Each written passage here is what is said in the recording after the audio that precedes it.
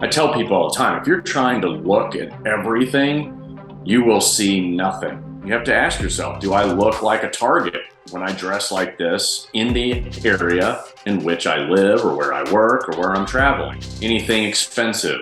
Check yourself. Nope. Any tattoos that are exposed that could be offensive? Ask yourself those questions before you walk out. It's probably the most important thing to be aware of, and that is yourself. I got cash, I'm looking in the crowd, and I got lucky. There was a guy with an AK-47, but he was looking at me with sympathetic eyes. I went ahead and gave him the international sign of peace, right? Rubbing my fingers together, and his eyes got bigger. And he's like, yeah. And I said, okay, come in. Was that just the way you were wired, do you think? Do you think that's just your personality, where you could just push through when, 80% of your class rings the bell and goes out? Buds is all about teamwork. But that only applies to the people that are like standing around you at that moment in time. But as soon as one of them says, I think I'm gonna quit, then it's like, get the fuck out of here. You're not on the team anymore. See ya. What do you mean when you think of that phrase, self-reliant? Start with the simple stuff, Hey, if I got shot in the leg, how would I stop that bleeding if no one else is around or if 911 can't come to help me?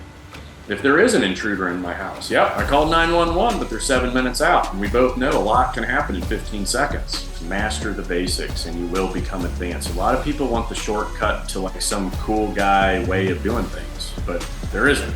But you have to take a moment and figure out, okay, what are all the simple things I can do to prevent it, be more preemptive, more proactive in thought. I can't stress enough, keep it simple because crisis will complicate the rest.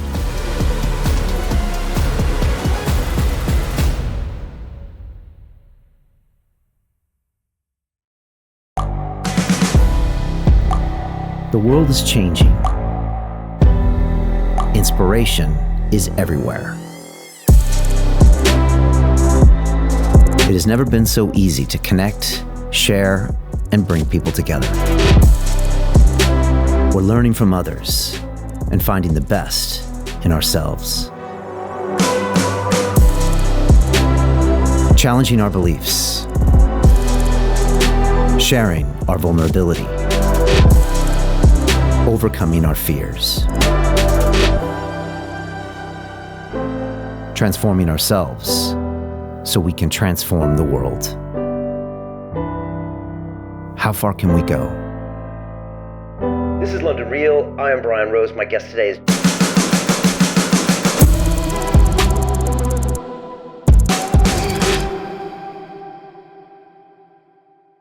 This is London Real. I am Brian Rose. My guest today is Clint Emerson, the former Navy SEAL, crisis management expert, and best-selling author. You spent over 2 decades conducting special operations with SEAL Team 6, considered the most highly trained elite force in the U.S. military, as well as with the National Security Agency before retiring from active service in 2015.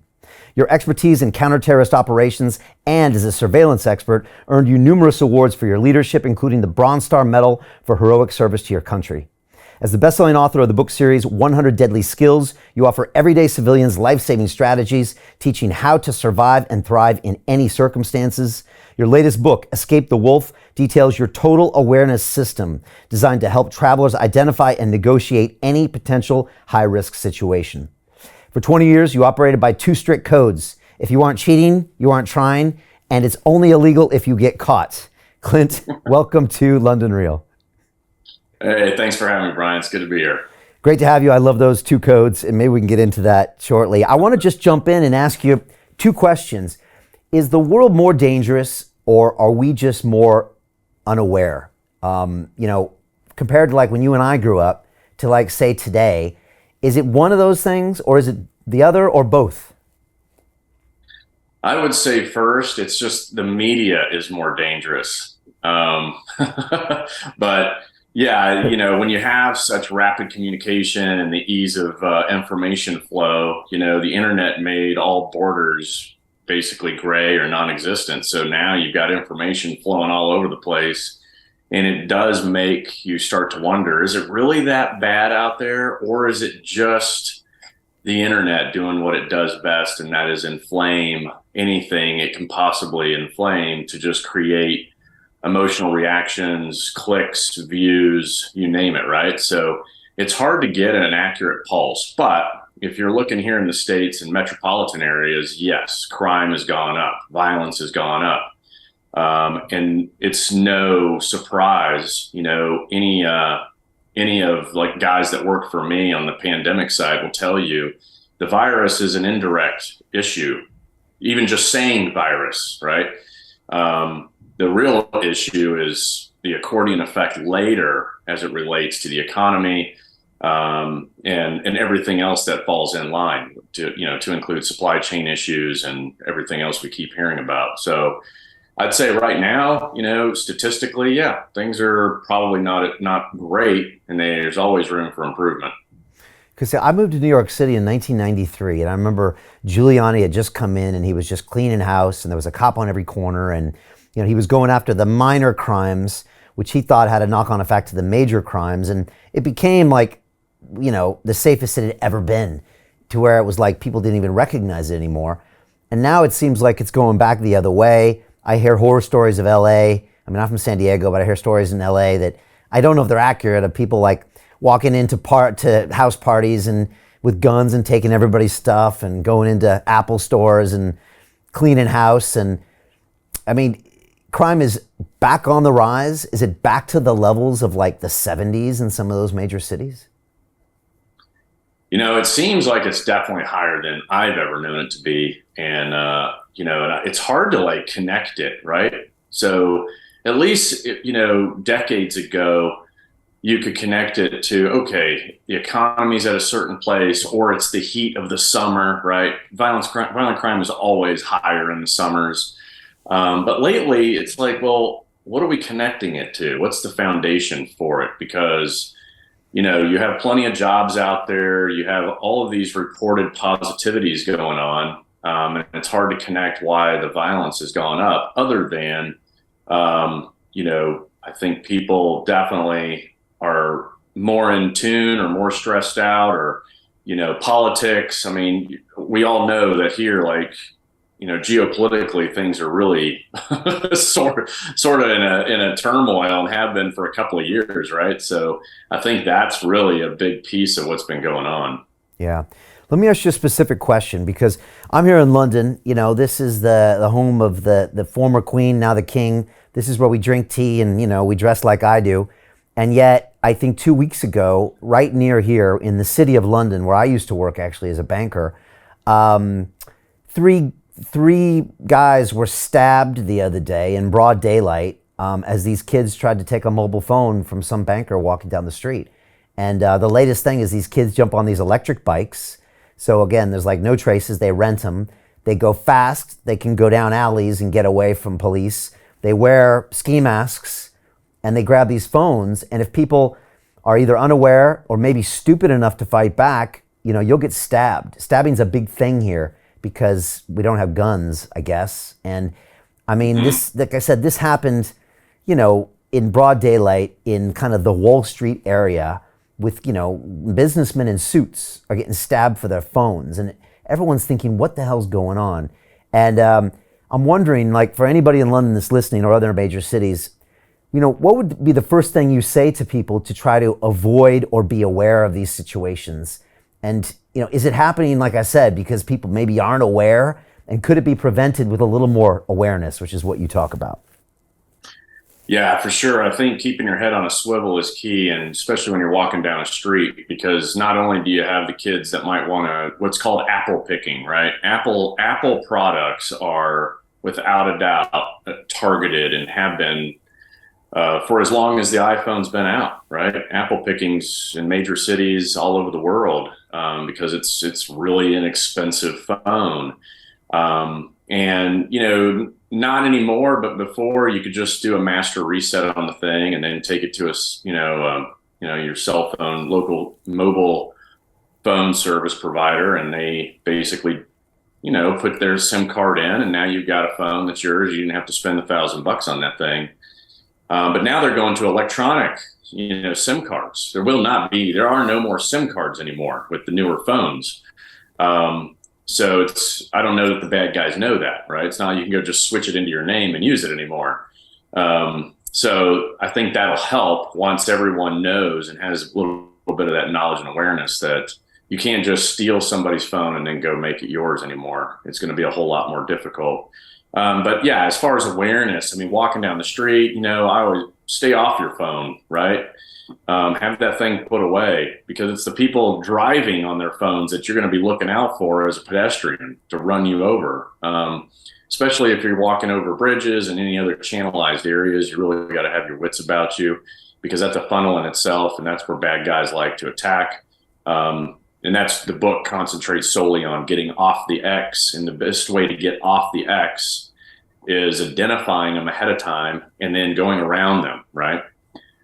So, those areas where there's high crime, or usually, the point from when you leave your residence and go to your vehicle, or when you leave work and go to your vehicle. I mean, these are all like your typical X's that are on the ground. And when I say X, that is the point in which bad guys feel they have the advantage. It's the point in which they're going to decide to attack you, because they feel like they have the element of surprise, stealth, right, and speed.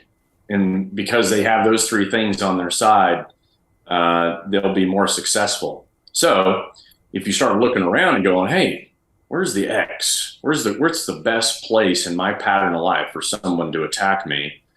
Once you identify it, now you know the places where you have to be more aware, right? Because I tell people all the time, if you're trying to look at everything, you will see nothing, right? So you have to kind of sensitize your mind and calibrate it so that it's looking for the signs and symptoms of the very threats that exist where you live, right?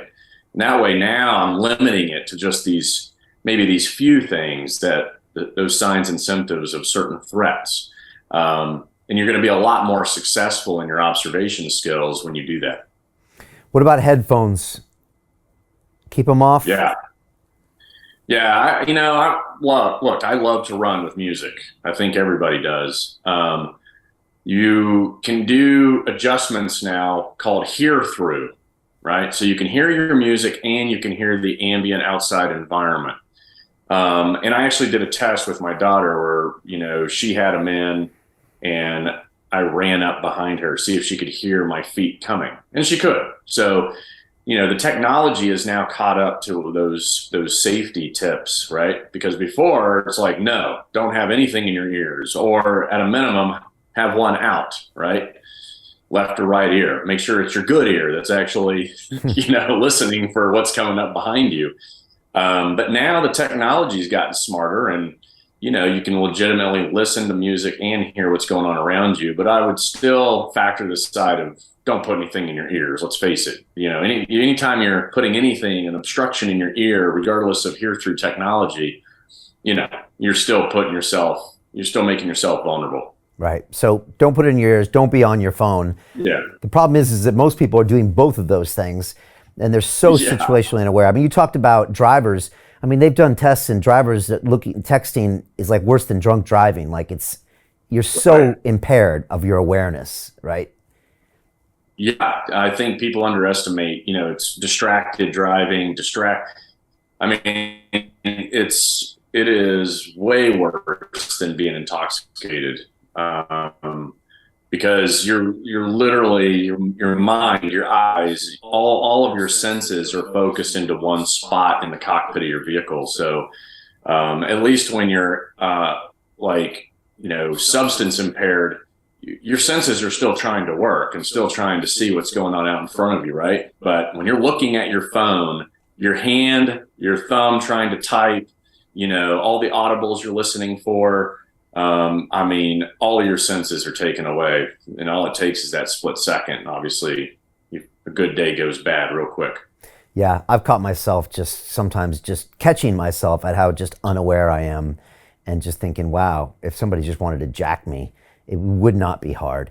And I have to constantly check myself. I want to ask you about a couple situations. I went down to Rio de Janeiro, I think probably in the mid 2000s, and everyone told me, like, watch yourself down there. And I was pretty good most of the time, and I use the same techniques I kind of use in London as well. When I see like a group of young kids, what I do is I usually make eye contact with them, or at least in their general direction. And I just try to show that I'm doing boom, boom, boom, boom, boom.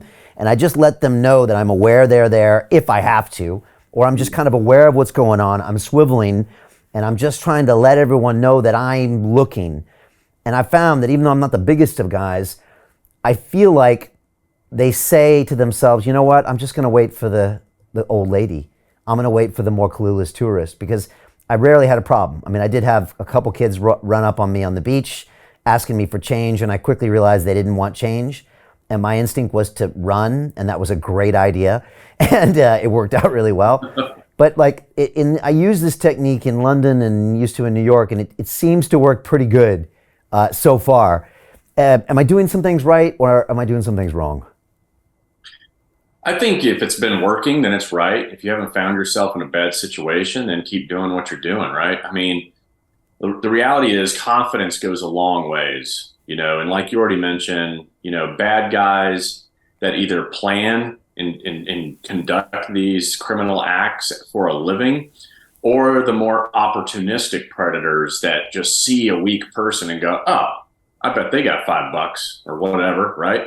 Regardless of which kind of bad guy, confidence goes a long ways against those folks. I think the only consideration is culture, right? Is staring someone in the eyes going to, increase the odds, right? Because in some cultures, you stare someone in the eyes and they're going to get aggressive. If you avoid eye contact, then, so I think for the scenario where you've got a gang of kids and you're looking at them, letting them know, hey, I see you, and you're walking with confidence and keeping your wits about you, I think that goes a long way no matter which country you're in. Yeah, it is a fine line for sure. And what I try to do usually is I try to just go bam, bam, bam, because I want the other ones to see I looked at the other ones, and I want them to be, I was like bam, bam, bam, and then I keep it going. And I just think that they're just going to be like, well, did he look at me? Did he look at them? And then it's just maybe not worth it. But I know what you mean. You might be in the one situation where you get the, what are you looking at? Yeah. And then, yeah, it looks like a challenge. Yeah. And then when you got 3 kids, you never know what the hierarchy is, what the background is. And one of them might not want to look bad. And then you might, stumble into something. You talked about awareness there. And in the book, you talk about the total awareness system, and you have various different awarenesses. You got the situational awareness, the personal awareness. You just mentioned the cultural awareness, which is really important. Third-party awareness, and then you kind of go into some other, interesting things in there. Can you break down at least some of those and explain what people need to know about that, and how you kind of qualify those? Yeah, so the background on total awareness, which is broken into those 4 pieces that you just, listed. I was traveling abroad, working alone on a regular basis, and in between deployments, I'd come back and I'd go to the NSA or CIA and all these agencies and say, I feel like I should have an education, like on being the gray person, the person who can blend in, the person when you're at the airport, the one you don't see walk by when you're sitting there waiting. We all do people watching. And I started noticing, like, wait a minute, I'm paying attention to certain people, usually based on my own interests or ego or whatever, right? And we notice those things. Hey, I've got a Panerai watch just like that guy, or hey, those are those high heel shoes with the red bottoms on it that cost a lot of money, or we pick up on the things that it's all racked and stacked up here in our heads. And in the meantime, you've got 100 people that just walked by behind those folks you didn't even notice. And why, right? And so I was noticing this. So I had assumed, okay, somebody in all the interagencies had to have put a course together or some kind of education to teach you how to blend in and be like that 100 people that just walked by that I never noticed. And I went knocking on a bunch of doors, and at that time there was nothing. And so then I started compiling my notes. My notes became a 3-ring binder, and then the 3-ring binder became Escape the Wolf, the book. And so through my travels, I was like, there's all this concentration on the situational awareness, but there's actually more to it. And so that's what I call total awareness, where you start with personal awareness. And this is projection and demeanor management, right? Like how you're dressed right there, how you project yourself in your Instagram videos, and how you show up to do this interview. You have a style, you have a thing that's yours, and it sets you apart from everybody else, right? And that's because on personal awareness and projection demeanor, it's our ego that dresses us in the morning because we do want to stand out. We want to be separate from everybody else.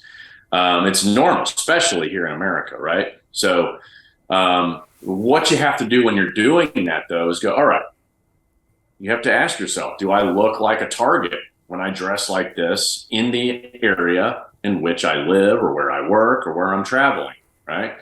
So that goes back to anything expensive. Check yourself. Nope. Any tattoos that are exposed that could be offensive, like my big American flag, right? You cover them up. Is there any big logos, name brands, bright colors, right? So you got to just ask yourself those questions before you walk out. It's probably the most important thing to be aware of, and that is yourself, right? Because it's those third parties, right? So third party awareness is one of the pieces of total awareness that are going to observe it. That could be criminals, it could be law enforcement, foreign intel services, or what I like to always use because of the nature of the work I was doing. It's the grandma in the window that sits there at 3 p.m. every day with her cafe and chocolate and likes to watch everybody on the streets. And she knows everyone walking by on those streets. She knows what's normal and what isn't. And she's going to be the one to call her grandchild and say, hey, there's a stranger walking through our neighborhood right now.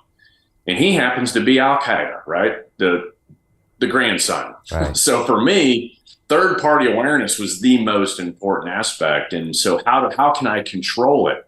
How do I control people I don't even know? It starts with personal awareness, then cultural awareness, right? I can control what I wear. Now I can control how much education I get about the area I'm going, the do's and don'ts, the social protocols and norms, the mannerisms, all of that, right? So now I'm doing what they're doing and I'm showing respect and I'm building allies, right? Because I can tell you right now, you show respect in that culture and you get a business card or two, those business cards will get you out of trouble faster than the State Department every single time, because the State Department ain't going to move on your behalf anytime soon, right? So you're building alliances and you're building that respect and mutual respect with the people you encounter each day just through cultural awareness. And that's why it's important we're not the ugly Americans anymore. And then finally, you have situational awareness, which really is, I try to keep it as simple as possible. It's paying attention to your environment, but knowing that, okay, there's a 3-meter bubble we live in. And I like to compare it to a boat. If I'm standing in a boat and the boat's in the middle of a swamp, right? And you've got alligators in your boat, you got alligators just outside the boat, and then you got the alligators that are inbound. So how you observe and how you deal with things is basically like what can touch me and what's in arm's reach is first, then just outside arm's reach, and then beyond that, right? And if you scan your environment and look at things that way, you're taking a little bit more control, right? And so by doing personal awareness, cultural awareness, and keeping your head on a swivel, now you're taking control of that third party piece, which if you don't observe the other three, then you're just kind of taking chances when you walk out the door. I like the alligator. So you first make sure there's none in your boat. That's the 3-meter piece, or that's the 1-meter piece? And then it's like if they're outside the boat, still something to be worried about. And then again, if they're inbound, it's still something to think about. Like you're in a potentially dangerous neighborhood where anything could happen, but at least it's not immediate. Exactly. Yeah. And then the other variable here is the element of surprise, right? We can have our seatbelt on, a full tank of gas, paying attention, following all the traffic safety laws, and still get T-boned in the intersection by an idiot, right?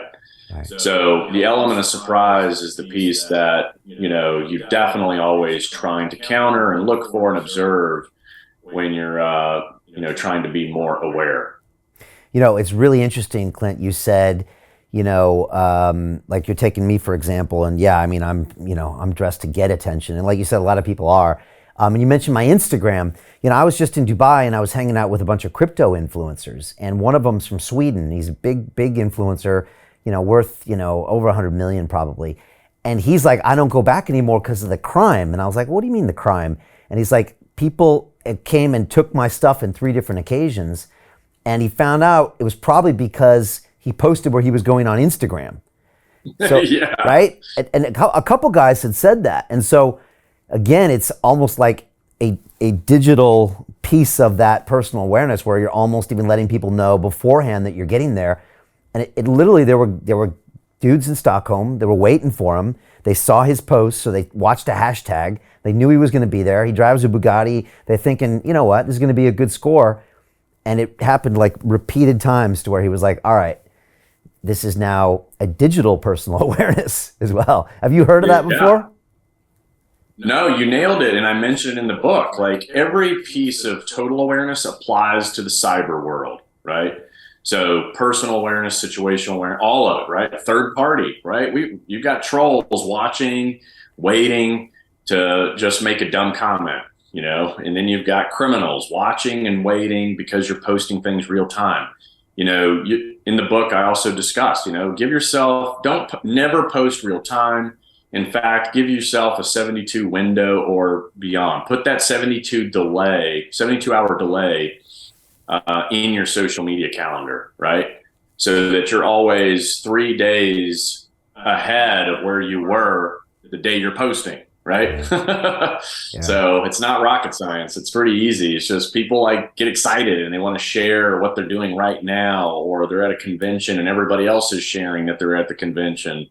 But it's probably just best to wait, right? And then turn off all your location settings and, all the stuff you hear about. Yeah, I ran to be mayor of London in 21, and I was trying not to, post any pictures where I lived, and then we ended up getting some death threats, and it's just like, you're like, man, I mean, you really have to be smart and careful. And again, even if it wasn't a legit threat, it can do just as much damage, right, to the family and the psychology and the team, whether it is or it isn't. So it's again, another just a good example of being aware of that maybe third-party awareness, but now digitally as well, Yeah, no doubt. I mean, I think it's probably more important because we're so leashed to technology, right? I mean, it's a constant, necessary evil now. There was a time, right, as technology started to emerge, you'd be like, I'm not using that crap. But I mean, now you have, especially social media, right? It was just individuals on there. And then Fortune 500 started opening up accounts. And then you're like, holy crap, now if you don't have an account, you're the weirdo, right? So, yeah. I must say, I was surprised that there would be kind of, criminals that would follow one of these crypto guys and when he was coming to town to go specifically to jack him, I was like, wow. But, probably makes sense now that I think about it. You used an acronym THREAT in your book as well, and I was wondering if you could tell us what it talks about, because I guess you're trying to look at some of the different risk assessments like health and environmental and raid and terror threats. But yeah, I mean, why do you use that acronym and how is it helpful?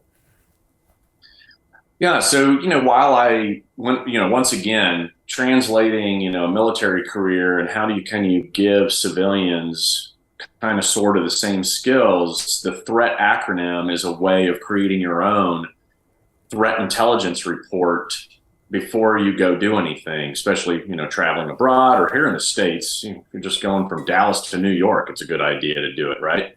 One, it's sensitizing you to anything you could potentially face when you get there. Getting you educated, and also when you actually take 10 minutes, that's all it takes, right? You write threat, THREAT, vertically on a piece of paper, and then you're going to go Google technical threats, New York, right? And technical threats is, all your cyber stuff, audio, video, tracking. And if you hit, news, do a quick run. Like, what's some of the tech threats that have been going on, or tech crimes? And then you can hit scholarly stuff, the academia side, right? And get the real fact-filled reports, if there are any, on that particular threat, particular city, right? So THREAT. So technical threats, health threats. R is raids, robbery, ransom, which are your most violent crimes. And then you have environmental threats. So that's all your natural disaster. Like here in Dallas, we're about to have, tornadoes all day. And then A, agencies working against you. So that was a big concern for me, and should be for anybody who has any kind of intellectual property on their devices, or they travel for a big company. And then, of course, the last T, the threat that's never going away, terrorism, right? We don't hear much about it right now, but it always goes full circle. So you want to always make sure you're staying in the loop on it. But once again, you're just creating a nice little threat report for yourself. You spend 10 minutes Googling each of those threats for the place you're going, and you'll be better for it, right? It'll lead to more questions, which will lead to more answers. Now you're a whole lot more prepared. And like I was talking about at the beginning, you can't look at everything, right? You'll just end up blind. So by doing that threat report, you're sensitizing, okay, now I know what to look for. Now I know what to do. You're reading news, you're reading scholar reports that kind of give you the answers ahead of time. And, then you'll have a much more confident, safer trip. And that's really the goal, is give yourself that confidence so that you're not, over sensitized by being in a new environment, right? We all end up that way. You go to a new country, you're not paying attention to anything. You're just trying to figure out what the hell's going on and taking in all the new noises, new languages, new everything, right? So I'm trying to decrease that a little bit by getting educated before you go. It's funny. I think I did a poor man's version of threat when I remember I was here in London, and it was like '05, and I decided to take a trip to Beirut. I thought that would be kind of cool. And I remember asking my travel agent, I'm like, is it safe to go to Beirut? And I guess that was the last T, terrorist. And he came right back at me and he said, is it safe to be in London? It's like, and he had a good point. I mean, we just had, a couple years after that, we had bombings in the subway. Then we had guys driving down vehicles down London Bridge, stabbing people, fake explosive vests. And it's funny because a lot of people used to think terrorism was abroad. And then you got these lone wolf attacks, Oklahoma City bombings. And I mean, you have to assess it even domestically, that last T, right? Yeah. I try to shed a little bit of reality on folks, right? Number one, general statement. What used to be the wrong place at the wrong time is now any place, anytime. So the stereotype of the Middle East, or down in South America with crime and kidnappings and this and that, are there case studies? Were there times when it was really bad? Yes. But these days, I mean, anything goes anywhere you're at, and you have to keep that in mind. And as it relates to like the terror piece, I mean, how do we define terror anymore, right? Mass shootings is terrorism, right?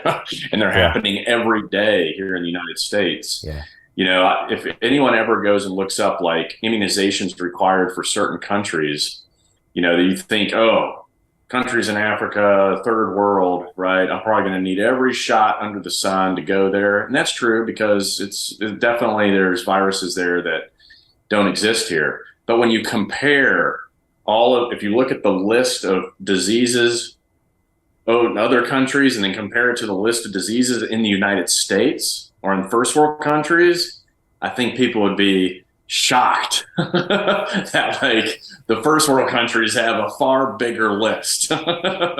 And so we end up kind of thinking, oh no, go over there, you're going to get sick, and this is going to happen, that's going to happen. But the reality is, here in our own homes, we're surrounded by plenty of freaking diseases that we don't even care about. We walk out the door each day. So yeah, the stereotype stuff is, I think, just that. And, anything can happen anywhere these days. Yeah. You mentioned you did a test with your daughter where you kind of, snuck up behind her and to see if the headphones worked or not. And I had Tim Kennedy on the show like a year ago, Green Beret and MMA fighter, and He's got his company, Yeah. Sheepdog Response. I'm sure you guys know of each other. And he kidnapped his daughter, I think, like a year ago. Him and three of his buddies like grabbed her and threw her in her van. And it was to kind of teach her a lesson about her own situational awareness. And he got a little flack for it. But, you know, that's Tim. I mean, Tim would do this anyways. But I think like a year later, he was just like, look, she got some valuable lessons that actually might save her life one day. How do you feel about doing something like that to someone or a loved one to just really teach them about awareness? No, I think it's great because, well, for me, I would personally, hey, let's do some training first, and then let's test it, right? Under stress. I think there's no better way to learn, right? I mean, you go through a little bit of training and then make sure you take that training and apply it to a stressful, contained scenario, and then put all of that training to work and ensure that you know what you're doing, right? And make sure that you absorbed all of the education that you need in order to survive. So yeah, does my daughter, she knows how to get out of duct tape, zip ties, you know, she carries, you know, different tools that, you know, can protect her. She is probably better on a handgun than, you know, most men I know. So yeah, I think, you know, educating your family and getting skills, obviously that's my number one job since I've been out, is like a skills provider. And so I feel like everyone should be educating themselves and educating their family through and through. I mean, there's plenty out there to learn, and it's fun, right? If you make it a family endeavor, it's a great way to hang out, you know, rather than just, you know, binging on some television show. Yeah, I was watching some of your videos, and you got some great ones online, so people should check them out. But there was one where you were, talking about some basics, and I wanted to ask you, if you had to tell someone to study maybe 3 basic things that you teach, what would they be? And I saw you talking about, concealing razor blades on yourself, the handcuff keys, and then like learning how to get out of a trunk, and some other things. What do you think are just like, if somebody wanted to spend an hour this weekend, and it might be the only hour they ever spend on this stuff, what do you think are just some really good return on investment type stuff to do with this type of personal security? Yeah, I think, restraint defeat is definitely up on the list, right?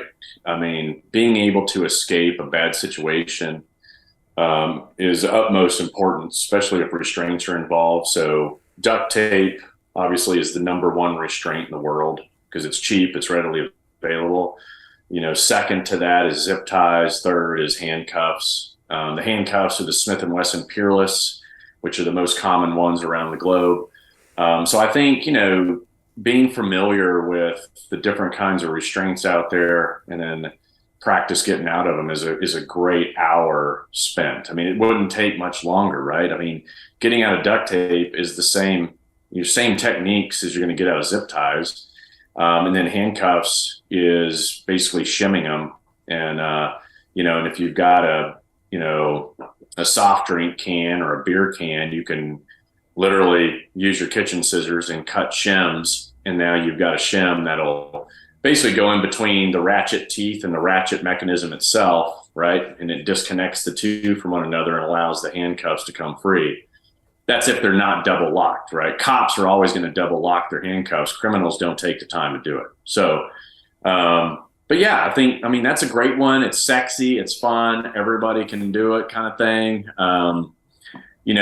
Outside of that, really, working on your awareness skills. You can play what we call keep in mind or Kim's games, where you can, go out in your front yard and place really, really tiny objects that are barely visible, and then have a family member come out and try and see all of them. See how many they can identify in 30 seconds, right? You get to take a snapshot with your eyes and your mind, and then immediately head down and write all the things you saw. And doing those observation games and skills are great because then when you go to a restaurant or you go to an airport or you're at a big sporting event or something, now you're all of a sudden pulling out the details in a crowd. So there's a lot of cool stuff that, we talk about in the book that you can certainly apply and spend an hour on, and it'll be a great hour, right? That'll serve you well, outside your home. I got 2 boys and they're 5 and 6 years old. What do you, what would you do with those age groups, to start introducing some of these ideas? Well, at that age, it's always good to turn things into games, right? So I think, your home is your safe site. That's your safe place, and kids want to feel safe there. But I also think it's important to go, hey, you hear a noise at night. What are we going to do? How are we going to react? How are you going to rally up together and then make your way to dad? And then do it, right? Have fun with it.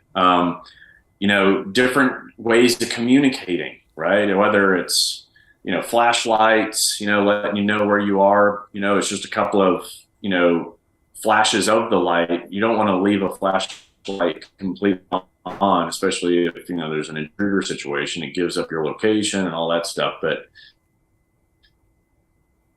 I think, in